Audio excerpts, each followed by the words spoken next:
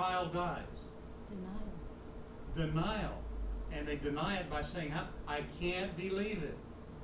My husband died, my wife died, my daughter died. I can't believe it. Yeah, that's the first human reaction, but you got to get over that if you're ever going to get back to normal. Okay? I mean, the first thing about reality is you have to accept it. I can't believe it's raining. People are saying up north, you know, they can't believe it's raining. I can't believe there's a drought here, you know. But there is one. I mean, you have to accept reality. Does that make any sense? We want to eliminate the statements like, you make me mad. Oh, good for you. Yeah. Yeah. Nobody makes you mad but yourself. You make me mad. You know, that's like saying, you know, I have no responsibility. I have no control over my life. I have no control over my emotions. And you make me mad. You make me sad. You make me glad. And you wonder, no wonder your marriage doesn't work. Because you're blaming other people for your feelings. See, that's what integrity is. That's what honesty is. Self-honesty. The key, if you're going to get better, folks, the key is honesty. Absolute honesty. Honesty. Taking total responsibility for your life. Can you get that? Nobody makes you mad but yourself. It's your reactions. Nobody makes you sad but who? Yourself. And we need to learn to look on the inside. What is it that I'm thinking or believing that causes me to get angry when my husband or wife does such and such, or my kids do such and such? I have a friend, a Silvergrad, very wealthy guy, whose, I think his greatest strength is this guy takes total responsibility for everything that happens in his life. If someone doesn't like him, he even says, I wonder what I've done to cause that.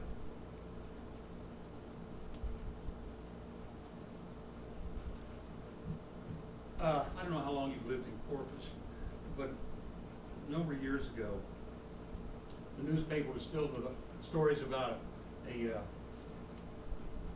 about postmen and dogs bothering postmen, and even a starling. There's one particular house, every time the postman come up, the starling would come by and dive at his head, like mockingbirds will do. Mockingbirds will dive in, and the starling would dive at his head. And he said, you know, the dogs are the same way. They just don't like me. You know, and I don't understand. I love dogs. I mean, I really do love dogs. And dogs love me. They can sense it. And they can sense if you're afraid of them or not. It's like cowards die 1,000 deaths because they're always afraid someone's going to pick on them. But if you stand up to people, they don't pick on you. That make a little bit of sense? So, you make me mad, that's untrue. Instead say, I'm feeling angry. Take responsibility. I'm feeling angry. Eliminate, I forgot.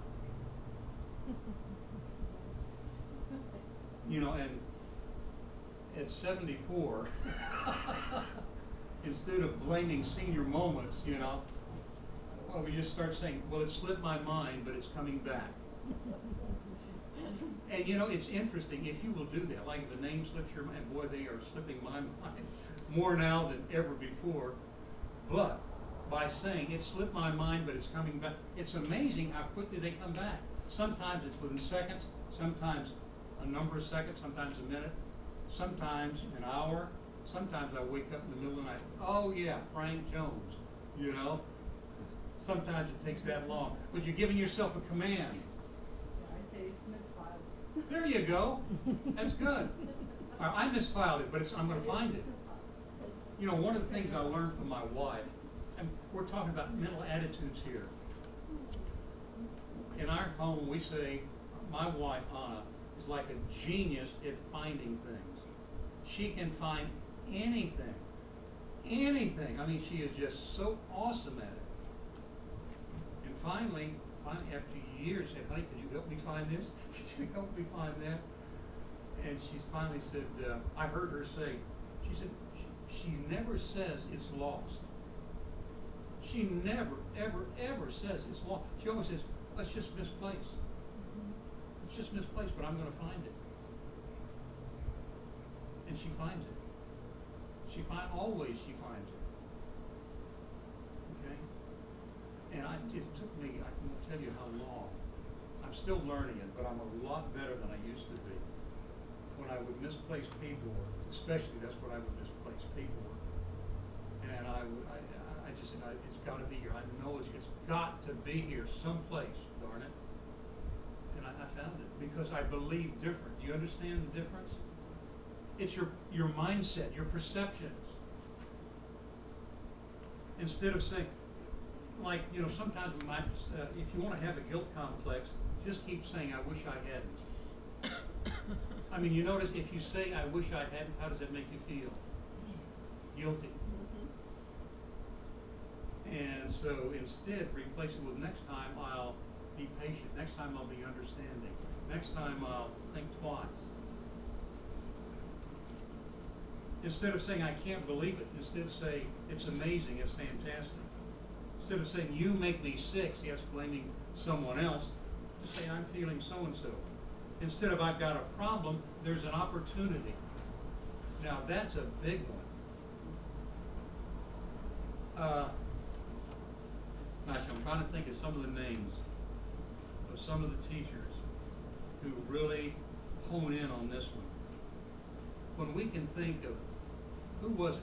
Can you think of, Sharon, who was it who said,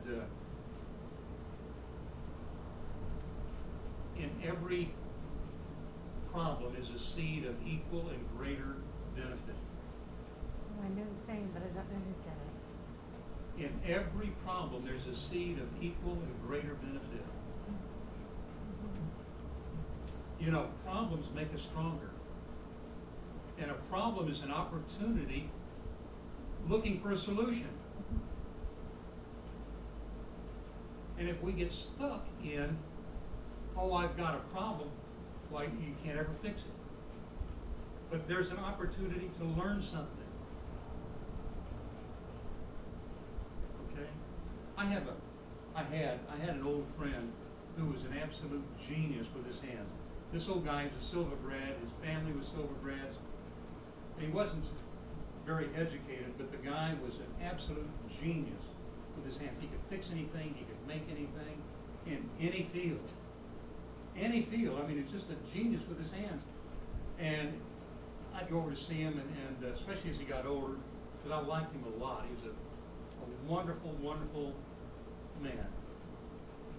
He was always in the garage, always working on something, even in his 80s. And